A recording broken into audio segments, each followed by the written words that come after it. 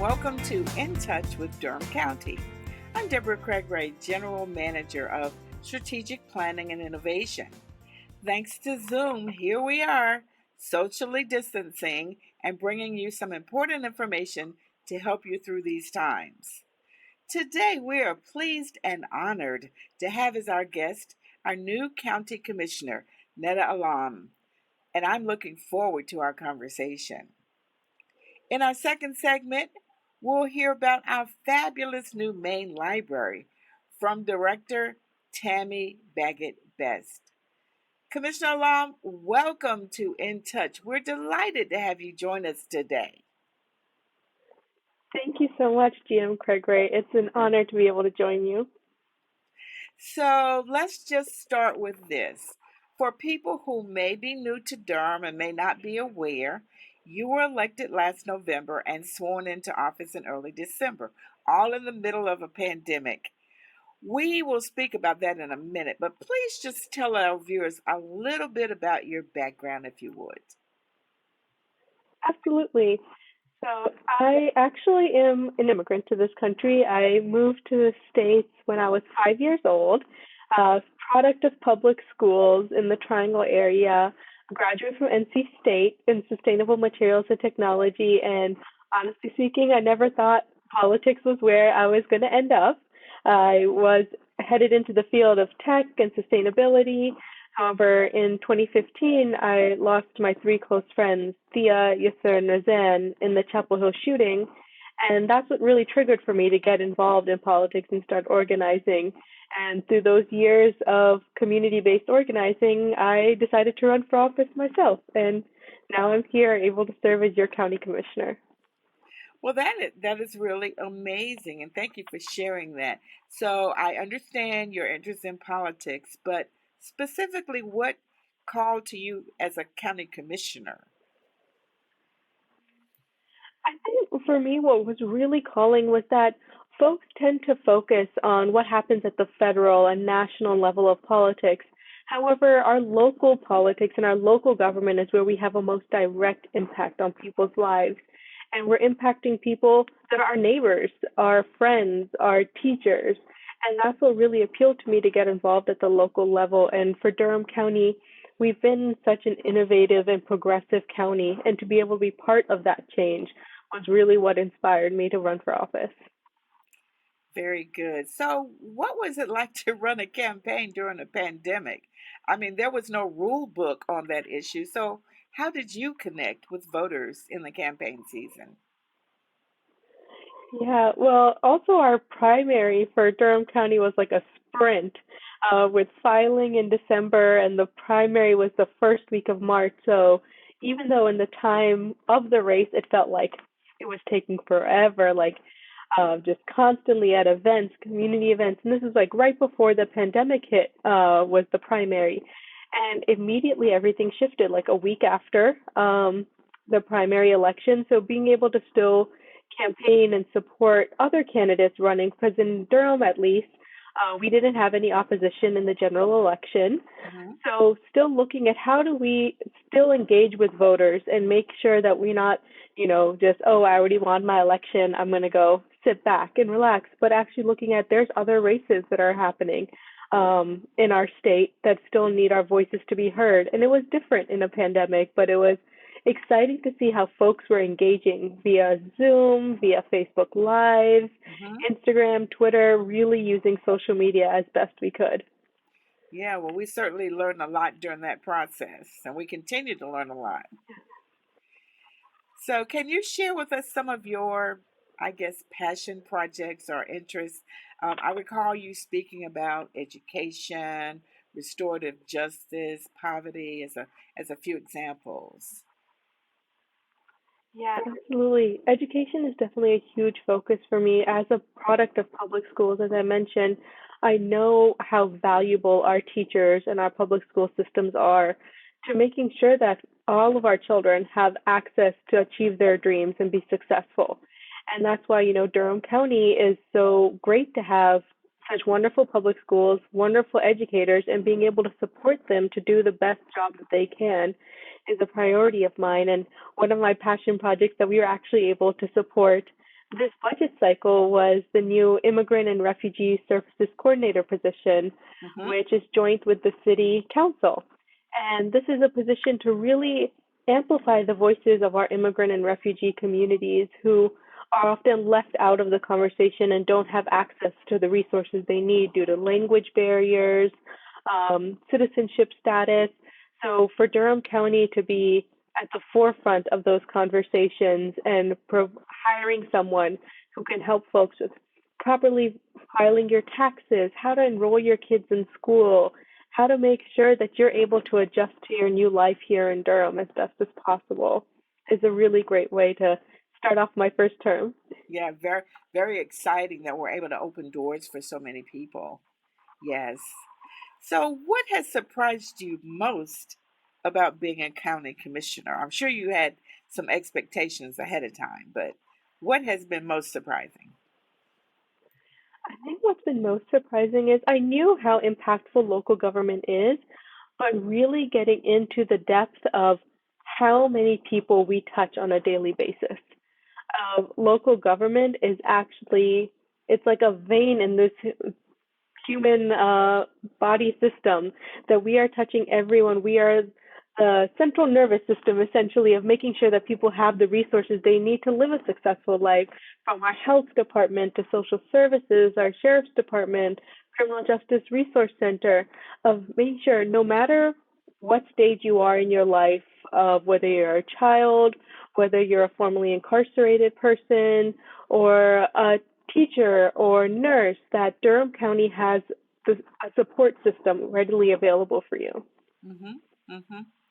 So, I think we mentioned this earlier, but you are the first Muslim American elected to office in our state, and you're also, I believe, one of the youngest commissioners elected, certainly to our board. So, how does that make you feel?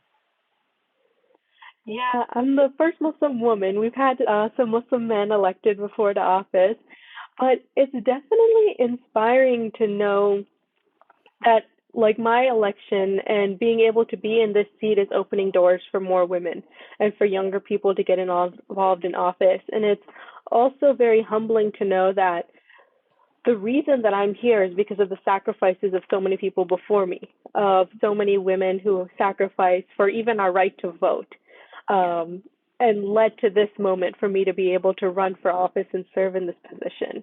So it's a very humbling and inspiring feeling. Yeah. So I know recently you attended the North Carolina Association of County Commissioners annual conference, and I know you met some of the newer commissioners. What kind of little secrets did you all share? So we were definitely talking, we were joking about how we should start like our own caucus of young county commissioners because at the convention, there was actually, I was able to meet four Mm-hmm. total of us that were under the age of 40. Mm-hmm. And so trying to figure out also like, are there more across the state who just weren't able to attend the conference? Yeah. And how can we make sure that our voices are heard at the state level and the national level of County Commissioner Association? Because we're bringing forward new voices and we're also reflecting and leading on, as county commissioners, of folks who are just new to getting involved in politics, who are setting up their lives, are graduating from college, getting new jobs, and the issues that we're facing as millennials and zennials are a little bit different than past generations. So how do we make sure that we're keeping those voices at the table? Excellent. So how is it serving on this historic all-female board of commissioners? It's been really wonderful to be able to see, like, for all of us, we're all five women, but we all come from very different backgrounds and very different experiences. And that's what's really great to be able to serve with all four of the other women is that I get to learn something new from each of them. Of Wendy and Heidi are former educators.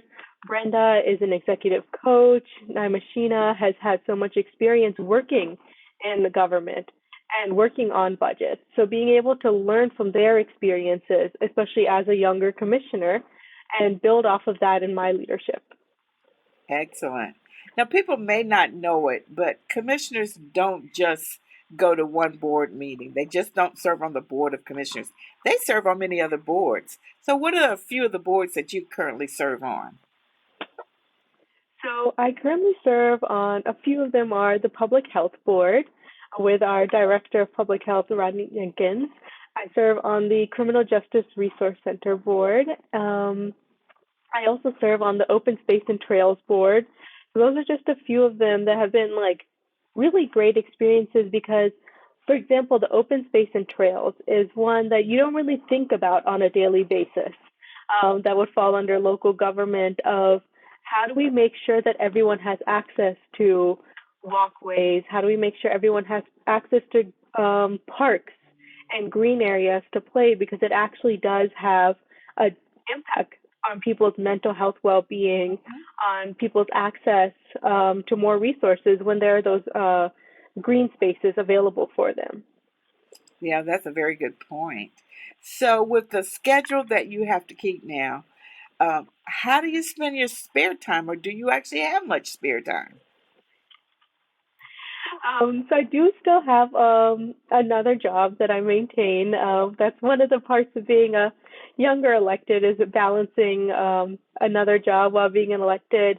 And then also I have my two dogs that take up a lot of my time, and my wonderful husband, Tokir, who's actually a law student. So he's also always busy in class and with his internships. But when we have some free time, we like to go on walks. We like to go to Falls Lake. And I'm a huge foodie, so I love exploring the restaurants around Durham and trying out new things. That's excellent. Now, I know that you mentor others in the community. You mentioned some of the younger residents. So, what do you say to them to get them interested in civic engagement? I would tell them one of the things that I was constantly told as I started to get involved in politics was to wait my turn.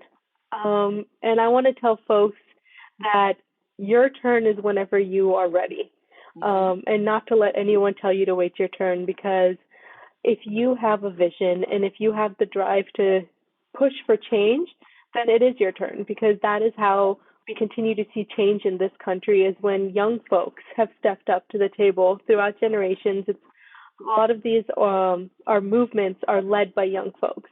So don't let anyone tell you that it's not your turn yet. Excellent. Well, this about wraps up our segment, but I just wanted to ask, is there one final thought you'd like to share with us as we conclude? I would like to add just for folks who are interested in learning more about what Durham County government does, we have a bunch of commissions and councils that residents can apply to and help us as elected officials by making sure that, we are five wonderful women that are serving on this county commission board, but we can't reach every single part of the community all the time. So we need your support and help to serve on these commissions and councils to make sure that your community's voices are being heard. Great. Well, I just want to thank you so much for representing our residents. And certainly, we look forward to having you on our show again. You're doing an outstanding job, and we want to hear more from you as time goes by. Thank you so much again for having me here. So don't touch that dial. We have our second segment coming right up after this break. We will speak with our library director, Tammy-Baggett-Best. Stay with us. We really are worried that this Delta variant is going to find everyone who's not protected. The fact that this is more infectious, causing worse outcomes, and spreading like wildfire in the United States, I don't believe this is a wait and see period. It's a time to really roll those sleeves up and get those shots. There are more people dying this week than there was last week. Our rates of hospitalizations are going up. The people that are losing their lives are the people that are unvaccinated. And the good news we know is that the vaccines we have effective against this variant and against preventing serious infections in those who do get the Delta variant. These vaccines are safe, they are effective, and they're necessary for us to try to get back to normal. Look, you're rolling the dice, you're playing roulette with this, and the longer and longer you wait, the more and more likely that you are to get this and can suffer really severe consequences from it. Everyone from teens to seniors can get a COVID-19 vaccine. Visit myspot.nc.gov.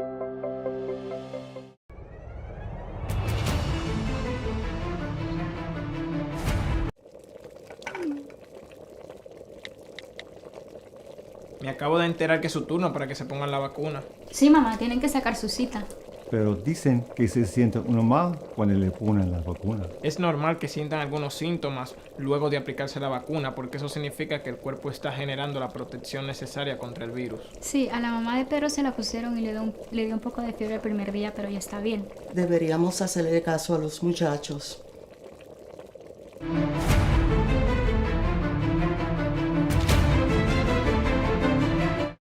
Welcome back to More in Touch. We're pleased to be joined by our Durham County Library System Director, Tammy-Baggett-Best. It's great to have you with us today, Tammy. Thank you, Deborah. It's great to join you on the show. So, first, as the director of our libraries, please talk about your primary responsibilities, if you don't mind. Sure. For me, when I think about primary responsibilities as director of the library system, I think of making sure the community needs are met. And we do that by making sure everything we do aligns with our mission and our vision. Our vision is about inspiring lives and transforming Durham, and the mission of Durham County Library is to encourage discovery, connect the community, and lead in literacy. So I feel as if we're doing all of those things, that I am doing my job and meeting the needs and hopefully exceeding the needs of the community. Well, I would say yes to the exceeding part. So let's talk about our wonderful new library that just opened this summer. This main library has been in the works for many years. Why was it so important that we enhance our main library? Yes, well, Main Library closed to the public in December of 2016, and we were scheduled to reopen in 2020, but of course the pandemic hit and that did not happen. But this has been something that has been in the works, like you said, for years. And it's important because Old Main Library did not give us the opportunity to have as much technology. It did not give us the opportunity to meet the needs of the community. It was a 30-plus-year-old building, and that limited what we could do. The way we have our new library now, our transformed main library, there's a flood of light that's able to come into the building.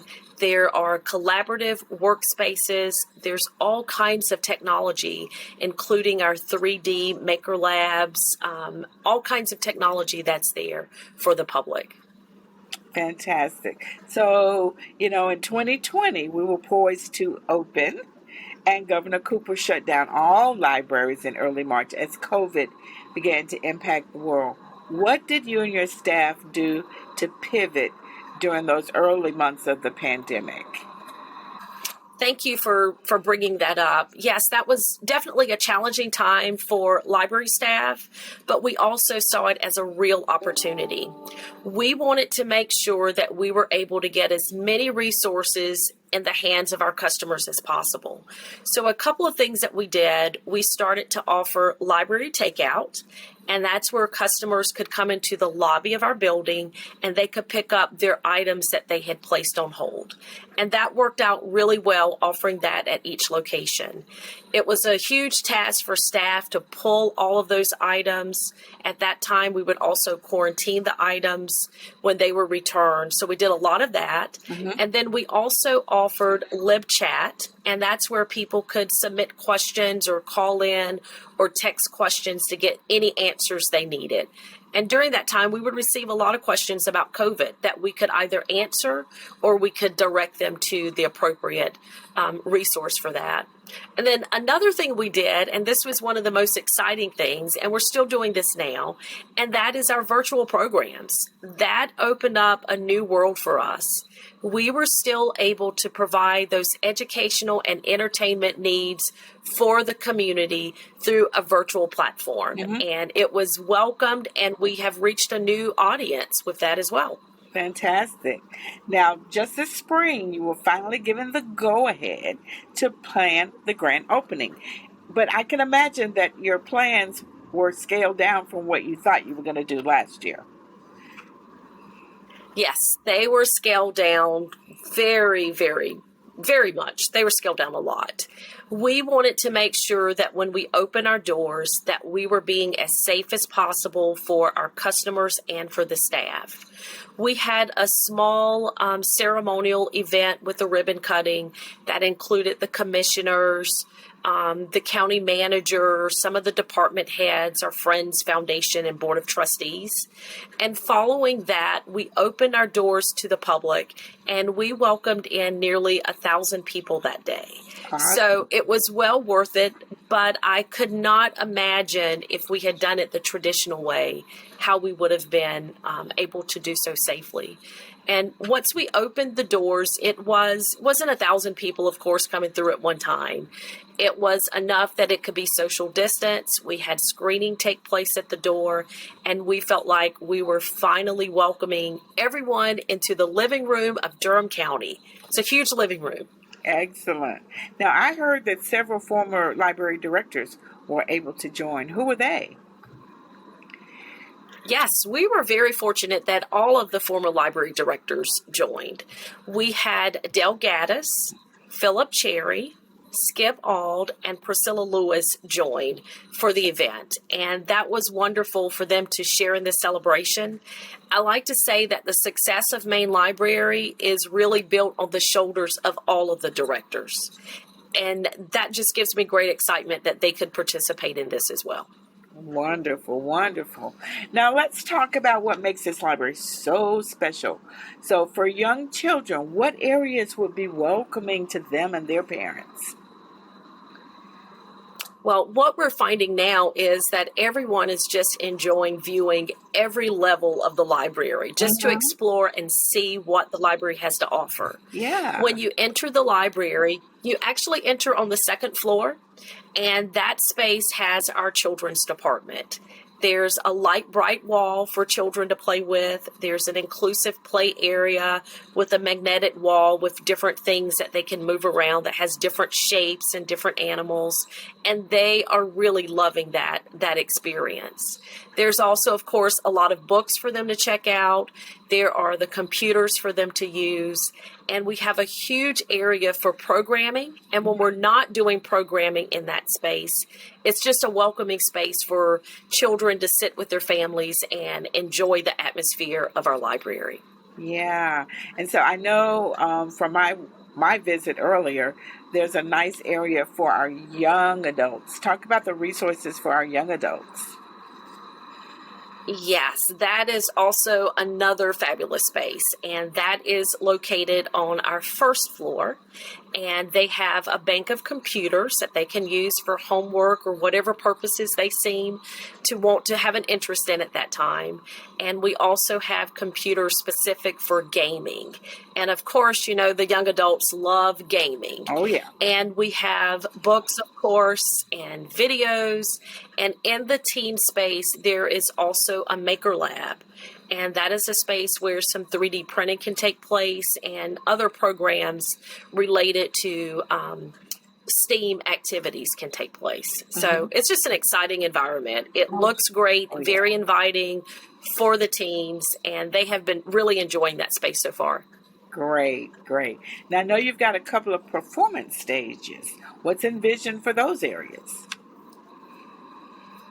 Yes. Well, our auditorium, that seats 275 people, and it has retractable seating, so we can have a large program in that space.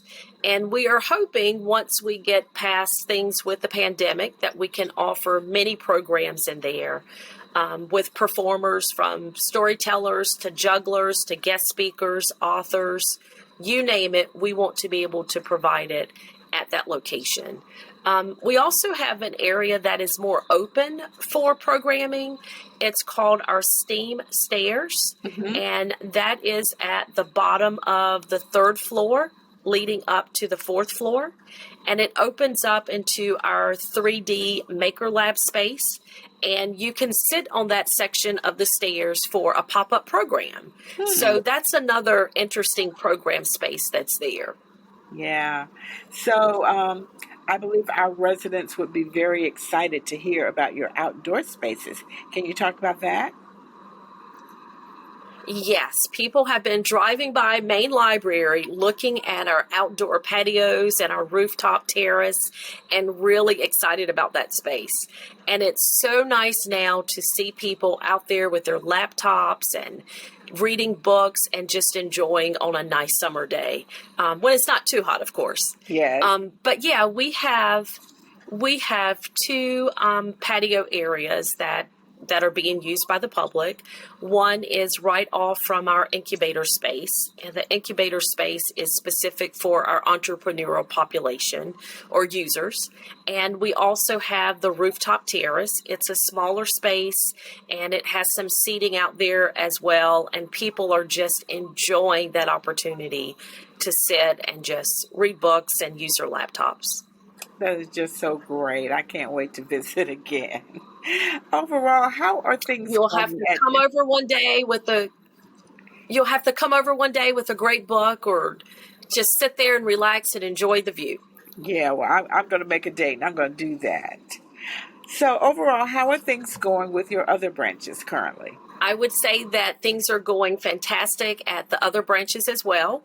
We are welcoming customers into the space on a daily basis. We are also offering some outdoor programs. We're still doing virtual programs, and we are just excited to have everyone coming in at all of our locations. We were fortunate to expand our hours in July as well, and that includes every location. So we have Monday, Tuesday, and Wednesday from 9:30 a.m. to 8 p.m. And then Thursday, Friday, and Saturday, we have from 9:30 a.m. to 6 p.m. Bragtown Library is the only one with different hours, and we have those hours updated on our website as well.